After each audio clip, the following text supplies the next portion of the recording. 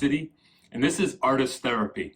And specifically, we're taking two artists that I love today, and we're mashing them together, interweaving their lives a little bit, and two great titans of art in American history, John Steinbeck and Bruce Springsteen. And so today we're going to look at transition. You might be in a transition right now. We're actually just coming out, when I'm filming this, of a pandemic. And so people are starting to get vaccinated. And you might be wondering, what are you moving towards? What are you moving from? And so a lot of times we're stuck in what we'd call a liminal space. First heard about the idea of liminal space probably 5 or 6 years ago. I was reading a book by Richard Rohr, who talked about liminality. When we are stuck in a time in our life, and sometimes as a country or a people, where we don't know what's next, we're a bit powerless and helpless.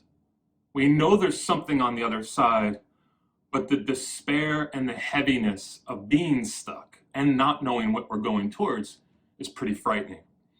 And so the best artists don't get to avoid this in their life. And I'm going to be taking a little look at the book East of Eden and the lead up to it in John Steinbeck's life. But also one of my favorite albums, and I think an underrated album by Bruce Springsteen, Tunnel of Love. And what were the things that were leading up to that in his life? This album where he's moving towards 40, put out when he was 38. And that's a big transition. At the same time, Steinbeck was moving towards 50, and both men were leaving one relationship, actual relationship with a woman in their lives, and building another relationship.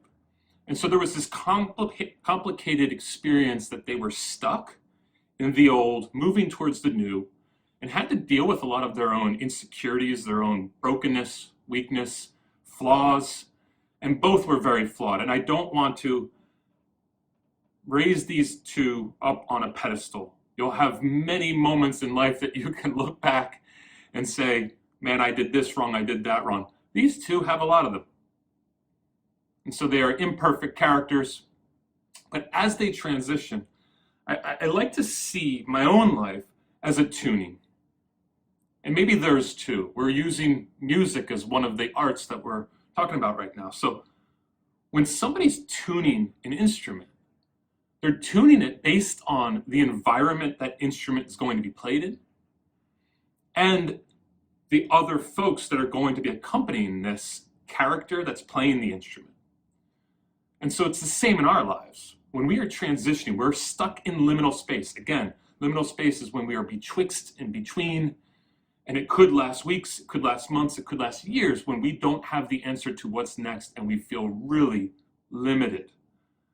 But also we're at the precipice, almost always, at the next movement in our lives that is going to be better than the last. So we need to be tuned. We need to be tuned to a new frequency as we are trying to, in some way, predict the future place we will be playing this instrument. We don't have a full knowledge of what that's going to be, and so we don't know if the sound's going to be off permanently or the sound's only off for a little while. And it's hard.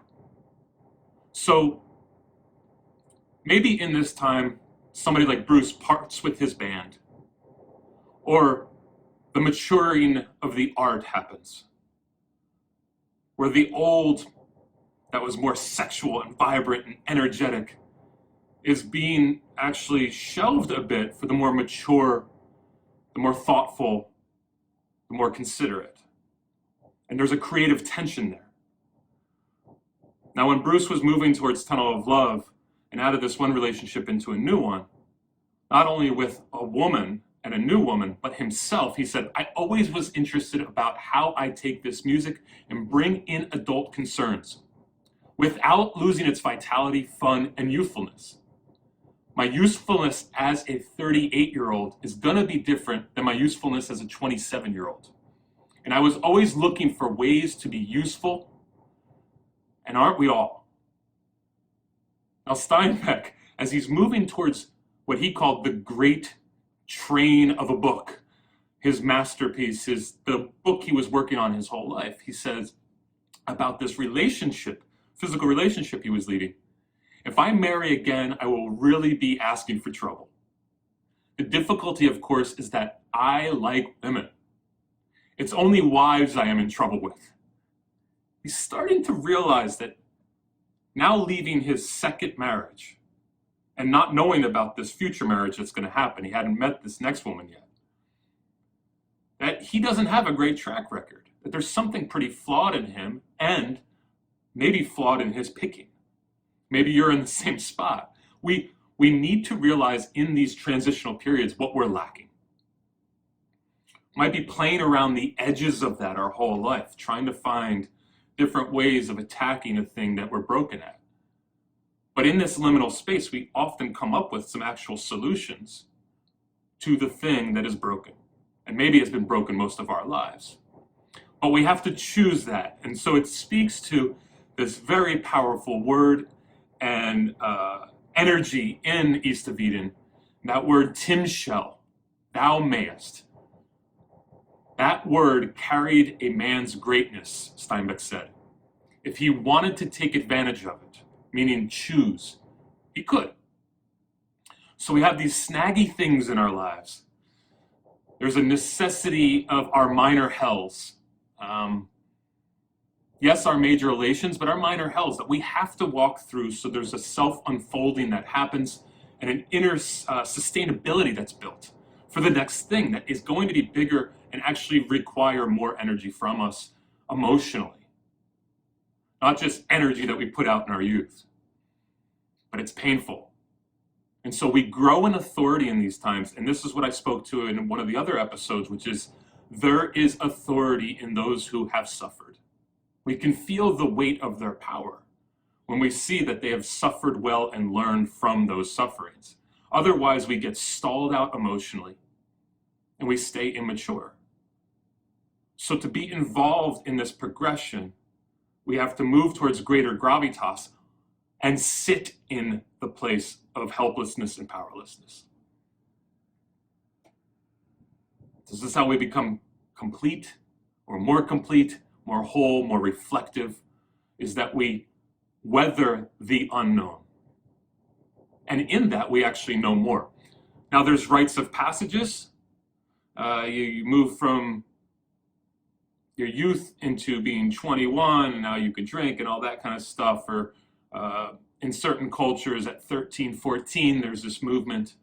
I know for me, moving towards 40, there was some rites of passages that I felt like I had to create because they weren't there to move on to the second half of my life.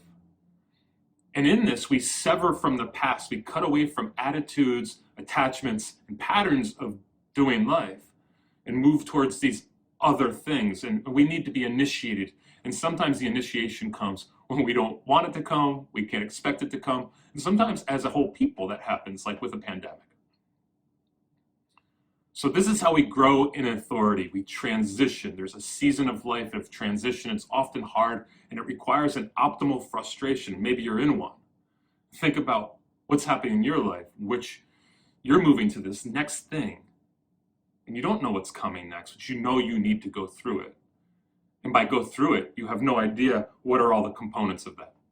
We are led to the edge of our personal resources into this inner necessity. It is a perpetual state of becoming that we are always in. And some are easier and more flowy, and some are hard and more rough and resistant. And so I'm going to take these two characters and flesh them out a little bit and show you some of the suffering and excitement and confusion that they had, and these great pieces of art that came right afterwards. That's the hope. That's the optimism, that the unfamiliar, or the thing that we don't see coming, actually can help play towards this new field that we can move into, or a new surrounding that we now have these instruments that are finely tuned to this new surrounding that otherwise wouldn't be tuned to that surrounding if we didn't suffer first. So when the familiar everyday shit, which we are going through, that is comforting, goes away and we're uncomforted, that we learn to weather it well. So I'm going to take a look at these two pieces of art, East of Eden and Tunnel of Love, and the things that preempted them. What were the things that Bruce and John were going through right before that? So come along on this journey with me, and hopefully it'll be interesting. In 2001, I was just graduating college, and I was moving on into this new world. I was in that liminal space. What is next? I was a history major. I didn't want to be a history teacher. I didn't think I wanted to do sales, but that was probably what was going to be available to me.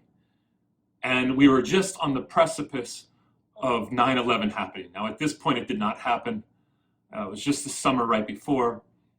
And I was moving into a place of just wanting to explore who the heck I was and where I was going and what I was all about. And so I decided to travel, but I needed money for that. And I got hooked up with a pseudo-union job at General Motors in Linden, New Jersey, which was kind of an institution of blue collar. All the towns around it were very blue collar.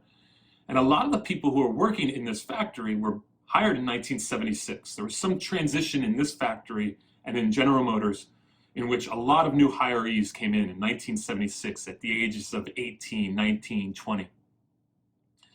Now, this factory had been open since 1937.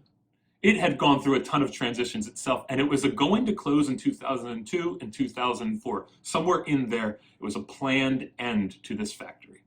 So all these people knew they were soon going to have to retire out of this place or leave to somewhere in Michigan or somewhere like that. And a lot of them were at this point of, what do we do next? And I was at a point of, what do I do next?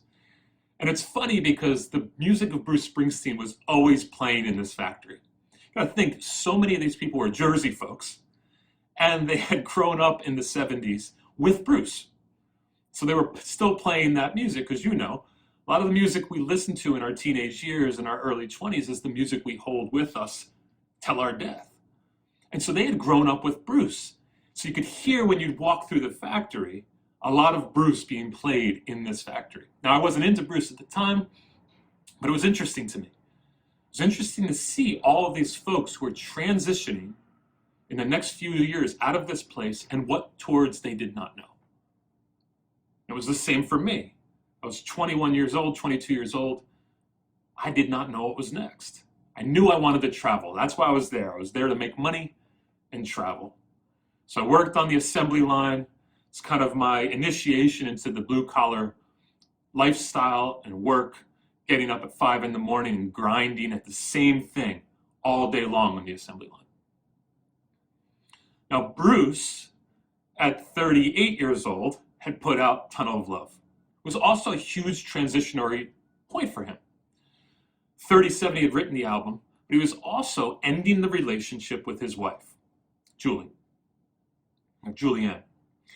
And the world at this point, or the people, his fans, had not known that there was a separation happening and likely a divorce.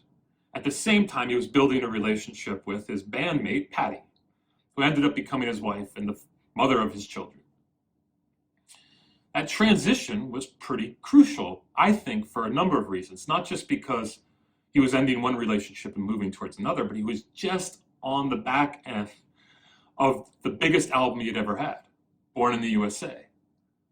So what do you follow that up with? Like Madonna followed up her biggest album in the 80s with another big album, and so did Michael Jackson, so did Prince. But Bruce was going through somewhat of an existential crisis. What is my life going to look like? Who am I moving into my 40s? I know I went through the same thing. There was this transitionary period, especially at 37, 38, where I knew 40 was coming. And what does that look like? And what is the liminal space there that I have to deal with? Carl Jung went through a very similar thing. In the book, A Life of Carl Jung, gosh, I am a obsessive, as you could tell, by Ronald Heyman, he talks about Jung. And there's this piece where it says, Jung was a strong but egotistical man, under the necessity of accentuating any peculiarity of his own person for his own satisfaction. And you kind of get that Bruce has a lot of egotism too. But then they are coming towards 40, and it says here that he was 38, Carl Jung, And according to him, the transition into maturity takes place between the ages of 35 and 38.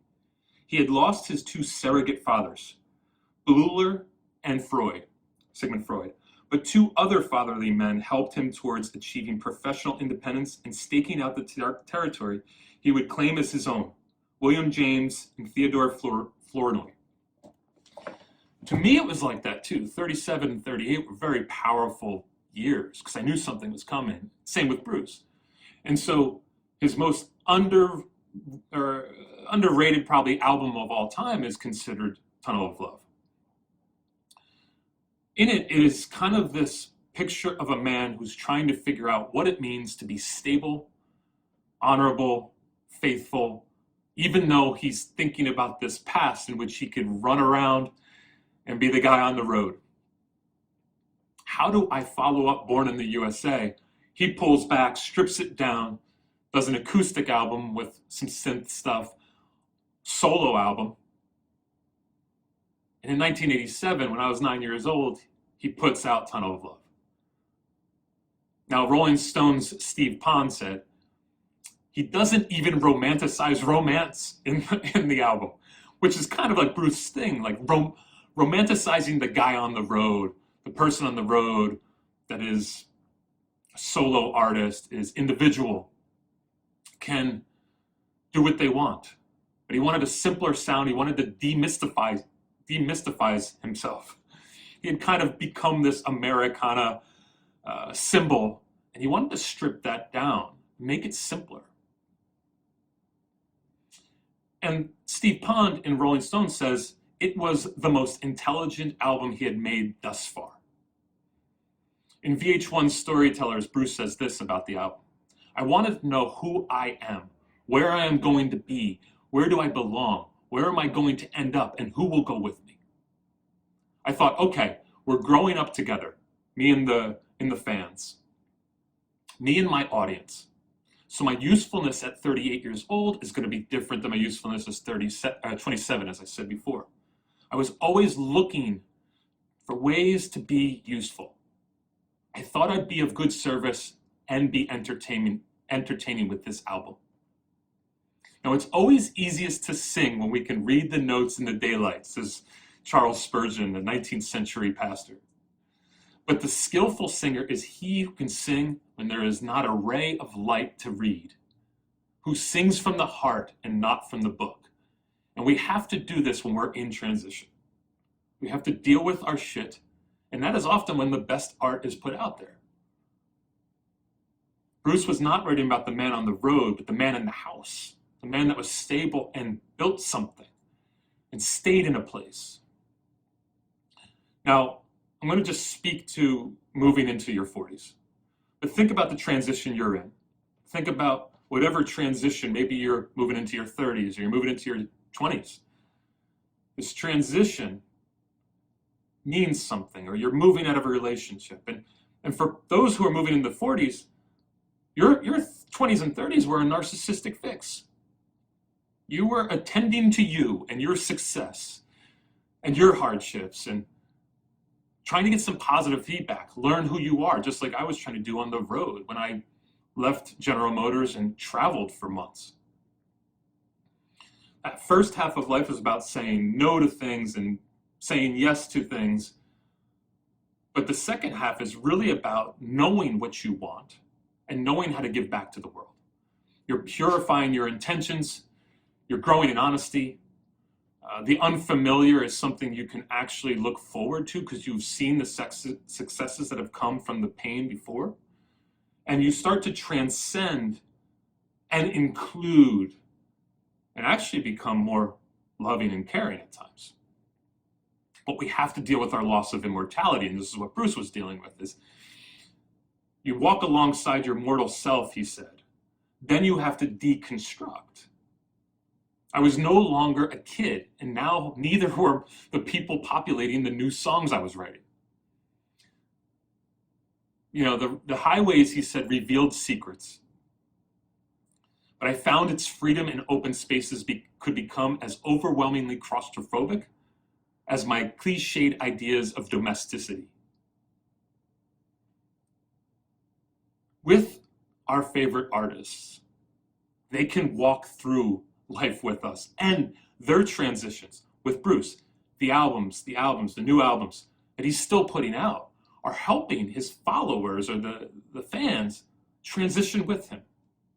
Just as the folks that were working on the line, General Motors, were transitioning with him from album to album as they were growing their families, as their career was hard, as they were getting grinded away at, their bodies were getting grinded away at every day. And as they were moving into retirement, thinking about the second half of their life or maybe the last third. This is the beauty of the artists that we get to grow with, is we get to see their growth, and hopefully their art moves from being bombastic and full of life and full of energy to still full of energy, but a different matured energy as they grow. So now let's look at Steinbeck and what he transitioned into. And then at the end, we'll deconstruct a little bit about how we move into the future well. Now at the age of 46, John Steinbeck was divorcing his second wife, Gwen. It was a rocky divorce, rocky relationship. Now his first wife, Carol, they divorced at 38. Same age as Bruce was when he was ending his relationship with Julianne. Tough ages as transition is already going on to this next part of life where Steinbeck at 46 is moving towards 50, having to deal more and more with his mortality and possibly what will my legacy be. And Bruce at 38, moving towards the second half of his life, 40 on. And his vitality is also diminishing at some level, but his maturity has the possibility of growing. And so I like to look at these two lives here and see how they intersect and see what the thought process was, because on the heels of this, Tunnel of Love is put out, which is much more realistic about life, less fanciful, less whimsical, less romanticized. And at the same time, John Steinbeck is talking about this book that he's going to write, that is going to be the end-all book for him. The book that if he writes, he could be happy with life. That it is his marathon book. It's everything he has learned put into one thing. But before that, Steinbeck talks to one of his best friends at the time, Bo Beskow. Now, Bo Beskow is a Swedish artist and also did portraits of Steinbeck that were very famous. But lived in Sweden, had a place in Sag Harbor in the Hamptons, also spent some time in California. So they crossed paths a lot. They had a very deep and honest, intimate relationship with each other. And in the letters that they sent back and forth, there's so much heart and soul and honesty and authenticity that they share, working through some of these transitions in their life. Their relationship ended up breaking up in the future because egos got involved and misunderstandings and politics and the way you do life. But at this time, they really leaned on each other. And Steinbeck writes to Bo, Gwen has gone to Reno to get a divorce. Her freedom, she calls it. She gets everything because I don't want anything. Dames and me don't get along, and they always win. And then he goes on to say, 2 women were turned to hatred and pain by me. He's really reckoning with how he treats women and also kind of reckoning with maybe I will just be a solo artist. Get laid when I can get laid.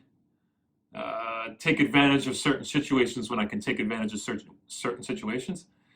But he's also wrestling with where do I call home and where do I stay stable and where do I stay secure? So he writes to Bo and he says this is going to be my home from now on. He's explaining this home in Pacific Groves, California. I don't mean I will not go from here to there because I know my restlessness, but there has to be a seed center, an analogue from which other things grow. It is a little shingled house of 3 rooms with a little rock garden. It has very little money value, and that is the way I want to keep it. Now, at the same time, Bruce is writing, well, not at the same time, but same kind of transition in life. Bruce is saying, I long to finally settle in in a real home with a real love. I'd worked to get married. Now, would I have the skills, the ability to be married? During this time, Bruce dedicated his life to psychotherapy. I crashed into myself and saw a lot of myself as I really was. I questioned everything I'd ever done. It was good. That divorce to Julianne, and then this new relationship that was budding with Patty, while also having this album that was huge, Born to Run, and then shifting towards this stripped down thing, was really transitionary for him. Talks about in one song, the same old story, the same old act. He wanted to wrestle with that. What had my life become? What were the consistencies? What were the patterns? And can I stay in this stuck, helpless, powerless place to figure some of that out with the right help, the right resources, the bows, the other friends in Steinbeck's lives, Patty, some of his close friends, and the psychotherapist. Resistance to growth and understanding new things is part of this new path that we will go out on when we're stuck in liminal space. We wrestle with the new. We don't want to go there very freely. Some people call it the Jonah syndrome. You know, Jonah from the Bible gets swallowed by the whale and spit up in Nineveh because he doesn't want to go to Nineveh. He doesn't want to do the job God wants him to do. We envision this life and go, I'd rather have low-level aspirations. Or I'd rather fantasize about my grandiosity, but I don't want to do the hard work, what it takes. And so in that story in the Bible, Jonah is taken from what's comfortable and safe into a place he doesn't want to go, that is risky. And that's what liminal space does to us. It takes us to the risky, the transformative, the challenging, the new. The temporarily false places that we've been, or the places that got too comfortable, we need to transcend and actually integrate new information. And in that we have doubt.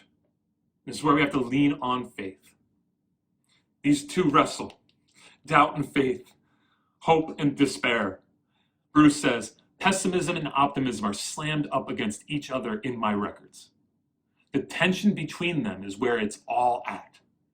It's what lights the fire. Death is part of life. Failure part of success. We step back to step forward. We have to be a vigilant guardian of our stories and ourselves in these moments. That's where the growth happens. The growth doesn't happen in the safe, it happens in the dangerous. And our natural response is to pull back and be fearful. But we have to have this necessary suffering to move forward. Steinbeck says, it was kind of an infantilism in my late 40s. Now, as he's transitioning and he's moving towards writing this book that is going to come out essentially in his first year of his 50s, near his 50th birthday. He says, I have not grown up. I am only 2 years short of 50. I have very little time. I would like to be an adult part of it. In the song One Step Up, Bruce says, giving each other some hard lessons lately. We ain't learning. Same sad story, that's a fact. 1 step forward, 2 steps back. Somewhere along the line, I slipped off track. 1 step up, 2 steps back. In this song, he's permissioning himself to wrestle with this transition of how do I love well? How do I stay faithful? How do I not just be on the road and do whatever the fuck I want to do? How do I become reliable? He's permissioning us and himself to wrestle with that, to struggle with it, to challenge your conceptions of life and what you think has worked. Our deepest committed truths of our younger years have to be stretched, even when we're moving from teenage years to our 20s. As I did when I was in that assembly line, wondering, what will work be for me? I know I don't want it to be this. The same thing over and over again. I want challenges, but if I'm going to do that, I have to step out into the world. And part of that for me was stepping into places I didn't know. Egypt, Sri Lanka, Thailand, Russia. Did I say Sri Lanka? Did I say India? I don't know. I went on that journey right after September 11th to go find out how to challenge some of the conceptions I had, some of the natural ways I did life, so that I could be promoted and graduate into another layer of maturity. So the human training is often stuckness. You know, we get to a point at which we need a new chapter to the manual. It's why I love actually East of Eden, because in East of Eden, Steinbeck says, I poured out everything I had figured out about life in 50 years into this book. The dance with joy and suffering, with good and evil. Every little lesson I've learned, I poured into East of Eden, is what was on his mind and what I think he produced. And so he gives us a manual. And for Bruce, as he was maturing with his fans who are now moving into their 40s, he was saying, let's look at what it looks like to move into this part of our lives, to wrestle with being on the road and doing what we want, to now being much more stable. And actually, in some kind of way, that album for me helped me through my late 30s as I found it later in life. So let's look at some of the ways we can practically do this transition. Tunnel of Love was Bruce Springsteen's 8th album, and it went triple platinum. There's these 4 songs on side B. If you remember, side B's was the thing you had to flip over, whether it was your record or your cassette. And there's these 4 songs there. Tunnel of Love, Two Faces, Brilliant Disguise, and One Step Up, which are 4 of my favorite songs by Bruce. They're just packed right there, and they are really a lot of the heart of the album. And in Tunnel of Love, the actual song, Bruce says this: then the lights go out and it's just the 3 of us. You, me, and all that stuff we're so scared of. There's a room of shadows. It gets so dark, brother. It's easy for 2 people to lose each other. Now, what do we do with this liminal space? It is kind of a tunnel, an abyss sometimes. And we have to go into those dark places to do the shadow boxing. Look at our shadow. The things that we have had hidden from ourselves, that we have been in denial about, that we don't want to know, that we have to face up to. We have to look in the mirror. Or the stuff that we don't want other people to know. And in those cases, sometimes we have to start talking about them with people, like John did with Bo. Maybe like Bruce did with a friend, at least his psychotherapist, where he said he had to slam up against himself. Now, on the heels of doing that, we have Tunnel of Love and we have East of Eden. East of Eden, John's 21st book, is filled with a lot of moments of breakthroughs. And he says this, as one character speaks it: I guess this personal hide and seek is not unusual. Some people are at it their whole lives. I know I will be. That hide and seek, we're trying to figure out who the heck we are. And we can do that in these moments where we have to go into the tunnel, where it's dark, and we don't know the way, and we come out with some great stuff that's beautiful. It's called kenosis. It's the spiritual act of letting go. Trust in what and whom we have around us, the resources we have around us, the resources that will find us to get through these moments. All great spirituality is in some ways about letting go, says Richard Rohr, about undoing, about unknowing sometimes, like letting go of the thing we thought was the right way and attaching to a new way. Letting go of the old and staying in the stage of confusion and fumbling so that this new state could reveal itself, a new consciousness, a new awareness. Jerry Seinfeld says, pain is knowledge rushing in to fill a void with great speed. Let me say that again. Pain is knowledge rushing in to fill a void with great speed. Meaning that there's this void, this thing that we don't have, and the knowledge rushes in. And then he says, it's really fast and it's really going to hurt. Joseph Campbell says that there is a continuous recurrence of birth and also death. We must retreat from the world scene. Say it again, retreat from the world scene to go figure some of this stuff out. And on the heels of that, of the letting go and also the surrendering to this place in which we don't have the answers and we need the right resources to come in and find us and be open to them. In my case, like A Tunnel of Love album or East of Eden, to walk with me in some of those dark times. On the other side of that, we could have moments like John Steinbeck writes to Bo again. It says this. Now, he says this having found a new significant other. He lost Gwen, but then took out another woman, and another woman was with that other woman. Another woman was also going through a hard time in her relationship.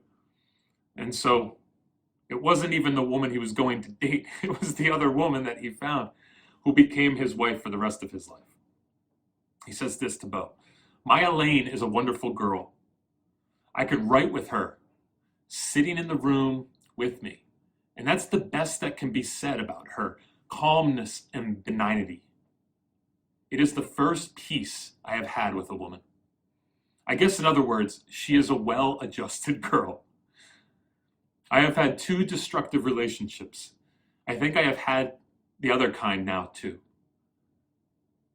And then, right after that, this book comes pouring out of him that he publishes essentially in the year of his 50th year, as he's moving into another season of life. He says this, with East of Eden, one part of my life is finished. It's all I have ever learned, and it is really good to be out of this gigantic limb. Or, let me repeat that, because it's worth repeating it, and I totally fucked it up. And I'll just let it sit there. With East of Eden, one part of my life is finished. It's all I have ever learned, and it is really good to be out of this gigantic limb. I say it again. Joey, and you'll know where to cut it. With East of Eden, one part of my life is finished, and it's all I have ever learned, and it is really good to be out on this gigantic limb, meaning taking that risk. I can't say I might have done better, because I mightn't. It's a weird way to say it, but essentially he's saying it's the best I could do. The trials, the tribulations, the things I've learned from have birthed this thing. I know that I contributed a great deal to the destructive qualities of the other 2 relationships I was in, he says. I must not let that happen again. It is the going into the tunnel, the learning of how to do relationships better, how to do my work, my art better. Tunnel of Love is considered a heart-wrenching album where fear of commitment and fear of the next thing are being addressed and wrestled with. I know for me, when I went to that first Bruce Springsteen concert that I had ever been to when I was 35, transition was coming. There was a career that I was going to start ramping up and taking some risks with. There was actually a melting of my ego. There was a hope of new things that were going to enter into my path so that I could learn new ways of living, new ways of doing life. And I find this musician and some of his work, album upon album, that I had never really gotten into. And I find The Tunnel of Love. I remember when he played Brilliant Disguise that night, there was something there for me, that song, which I'll speak about in other episodes. There's truth there about when you take off one mask, there's another mask. There's another thing to learn. So, Tim Shell, the word that is used in East of Eden to pull it all together, which is thou mayest, to choose your path, to actually take a new path than the one you've been on, something better, but something that requires pain and suffering, a tunnel, maybe to be East of Eden for a while, to then get closer to Eden. So I challenge you to think of the transition you're in, whatever it's, could be a breakup, could be money issues, job issues, could be just age and aging, could be that you just don't like yourself or depression and you need to maybe consider medication or consider therapy for the first time. Just challenge you to do it. I'm going to keep on pumping out this information. I hope that it soothes you and also challenges you, comforts you and discomforts you, that it acts as something to trigger something in your heart that you need to move towards. As I always say at the end of these things, everything is yet to be done. Everything, in the words of Rainer Rilke, and also from Here We Go Everywhere. Subscribe if you can, hit that button so you can be notified when I put out more content. And I'll continue on these episodes of Bruce and John coming together and interweaving. All right, guys, have a good one. Thanks for watching.